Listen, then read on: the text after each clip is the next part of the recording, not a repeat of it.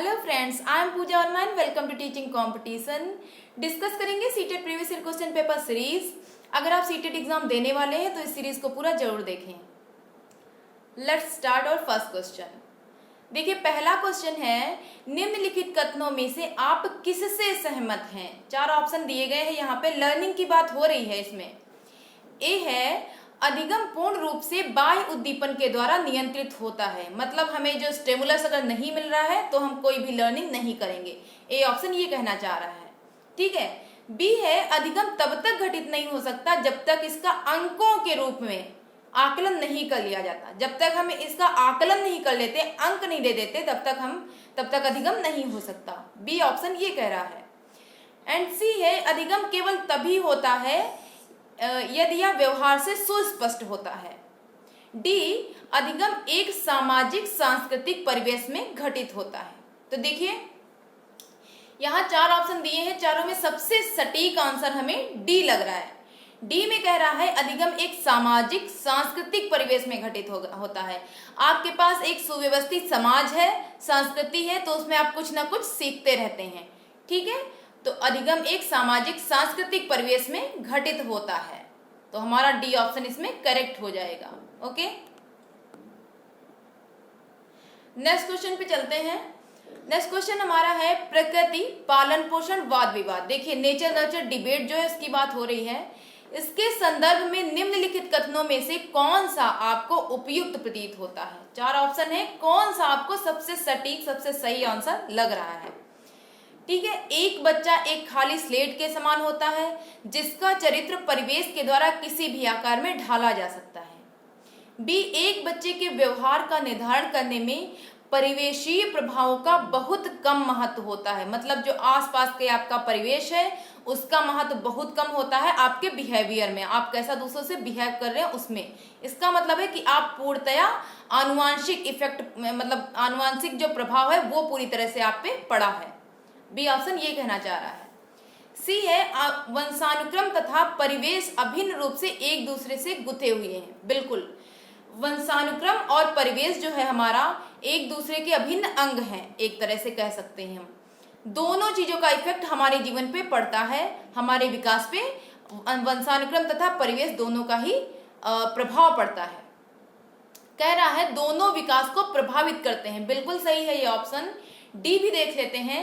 बच्चे आनुवांशिक रूप से उस तरफ प्रवृत्त होते हैं जिस तरफ होना चाहिए। इससे कोई फर्क नहीं पड़ता कि वे किस प्रकार के परिवेश में पल बढ़ रहे हैं। देखिए, इसका मतलब ये कह रहा है कि पूरी तरह आप पे जो इफेक्ट पड़ेगा, आप पे जो प्रभाव पड़ेगा वो आनुवांशिक होगा। इसमें समाज को जरा सा भी महत्व नहीं मिल रहा है। डी ऑप्शन ये कह रहा है। हमारा ऑप्शन यहाँ पे करेक्ट हो जाएगा सी। इसमें कहा गया है वंशानुक्रम तथा परिवेश अभिन्न रूप से एक दूसरे से गुथे हुए हैं। चलिए एक बार देख लेते हैं नेचर नर्चर डिबेट के बारे में थोड़ा सा। नेचर मतलब हमारी प्रकृति।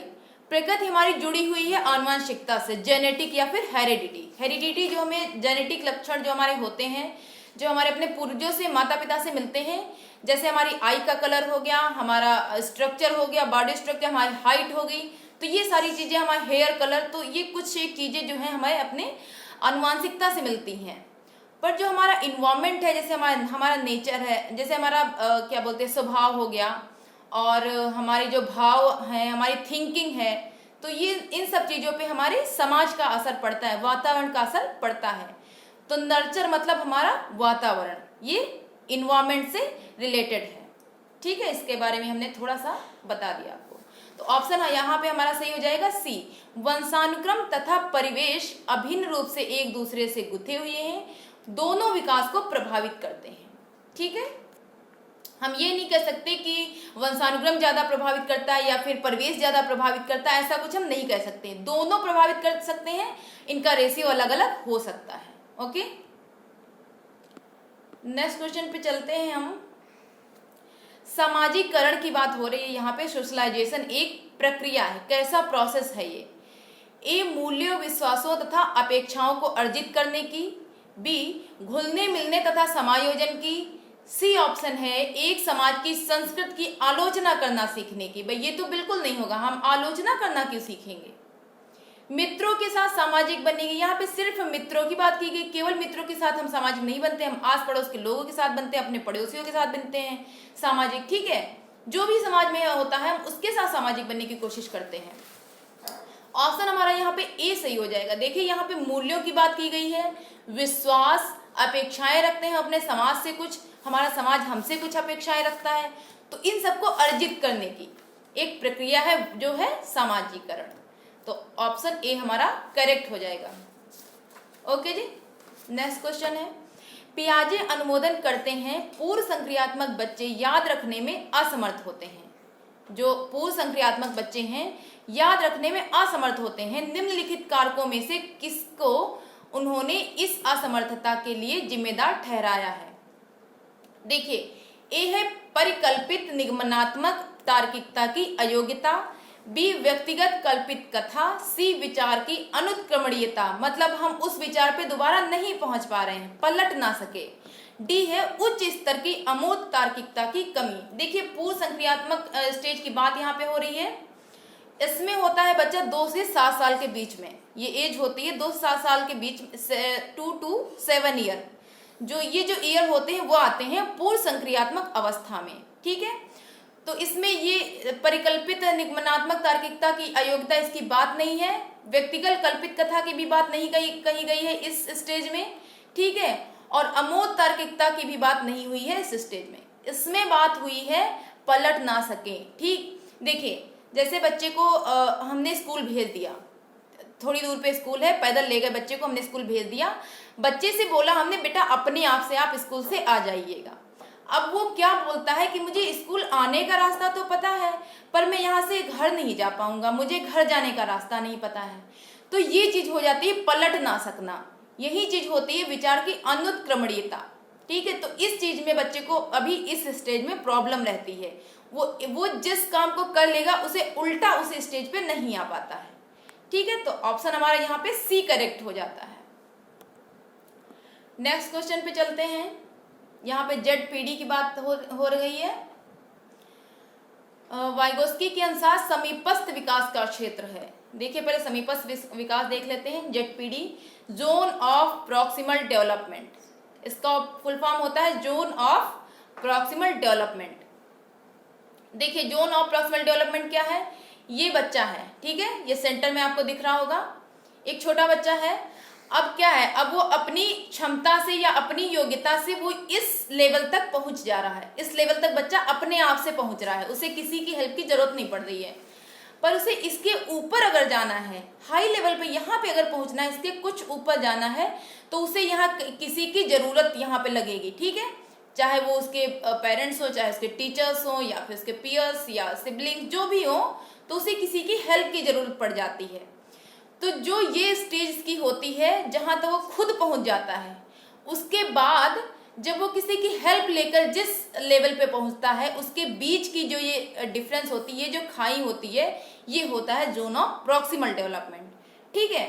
इसे कहते हैं, सपोज दैट कि आप सीटेट की तैयारी कर रहे हैं, आपने एक बार फॉर्म डाला, आप पासिंग मार्क्स ले आए, बढ़िया नंबर नहीं है, पासिंग मार्क्स ले आए, ये आपकी कैपेसिटी हुई, आपकी एबिलिटी, आप कितना पढ़ पाए अपने आप से।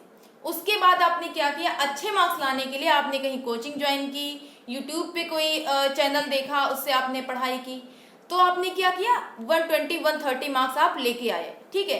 तो वो जो खाई थी बीच में, उसको भरने का काम किसने किया, कोचिंग ने या यूट्यूब चैनल ने, जिसने भी किया, जिससे भी आपने हेल्प ली। तो वो जो डिस्टेंस थी, ठीक है, ये जो डिस्टेंस है, इसके आपने जितना काम खुद से किया और बाद में हेल्प के बाद जो आप कर पाए, उसके बीच में जो ये डिफरेंस है ना, यही होता है आपका ZPD, ठीक है। तो चलिए आते हैं क्वेश्चन पे। अब देखते हैं क्वेश्चन। वाइगोस्की के अनुसार समीपस्थ विकास का क्षेत्र है, ए अध्यापिका के द्वारा दिए गए सहयोग की सीमा निर्धारित करना। यहाँ पे एक सीमा की बात की गई कि ये सीमा निर्धारित कर दी गई है सहयोग की, वो चीज है। बी बच्चे के द्वारा स्वतंत्र रूप से किए जा सकने वाले, देखिए बच्चा जितना खुद से कर पाया है वो, तथा सहायता के साथ करने वाले कार्य के बीच का अंतर। हमने जो बताया अभी कि बच्चे ने जो खुद से स्वतंत्र रूप से किया, उसके बाद जब उसने सहायता ली, तो उसके बीच का जो ये डिफरेंस है वो हो जाता है आपका ZPD, ठीक है। सी है बच्चे को अपना सामर्थ्य प्राप्त करने के लिए उपलब्ध कराए गए सहयोग की मात्रा एवं प्रकृति। यहाँ मात्रा प्रकृति की कोई बात नहीं है जेडपीडी में। डी है बच्ची अपने आप क्या कर सकती है जिसका आकलन नहीं किया जा सकता। तो हमने अभी जो जेडपीडी बताया है वो इस ऑप्शन में छुपा हुआ है। बच्चे के द्वारा स्वतंत्र रूप से किए जा सकने वाले तथा सहयोग के साथ करने वाले कार्य के बीच का जो ये डिफरेंस हुआ, ये ठीक है, तो वो हमारा जेडपीडी हो जाता है। नेक्स्ट क्वेश्चन है, एक बहुसांस्कृतिक कक्षा कक्ष में एक अध्यापिका सुनिश्चित करेगी कि आकलन में निम्नलिखित में से सम्मिलित हो। देखिए यहाँ पे एक मेन पॉइंट है बहुसांस्कृतिक कक्षा कक्ष। आकलन की बात तो हो ही रही है, पर यहाँ पे बहुसांस्कृतिक कक्षा कक्ष की भी बात हो रही है। मल्टीकल्चरल क्लास है हमारी, ठीक है, उसमें आकलन कर रहे होंगे, तो क्या चीज आप ध्यान में रखेंगी। ए है अपने आकलन उपकरण की विश्वसनीयता तथा वैधता। ये तो हर आकलन में हम ध्यान रखेंगे ही रखेंगे। बी है अधिगम के न्यूनतम स्तरों के लिए अनुपालन करते हुए विद्यालय प्रशासन की अपेक्षाओं को पूरा करना। सी आकलन उपकरण के मानकीकरण एंड डी अपने विद्यार्थियों को सामाजिक सांस्कृतिक पृष्ठभूमि। देखिए इसमें बहुसांस्कृतिक कक्षा कक्ष की बात हो रही है, तो हमें संस्कृति पे ध्यान देना पड़ेगा। बच्चे के समाज की संस्कृति कैसी है उसको हम ध्यान में रखेंगे, तो अपने विद्यार्थियों को सामाजिक सांस्कृतिक पृष्ठभूमि को सुनिश्चित करेंगे, ठीक है। तो ऑप्शन हमारा यहाँ पे हो जाता है डी करेक्ट हो जाएगा। तो सेशन यही करते हैं एंड और मिलते हैं नेक्स्ट वीडियो में। तब तक के लिए बाय बाय।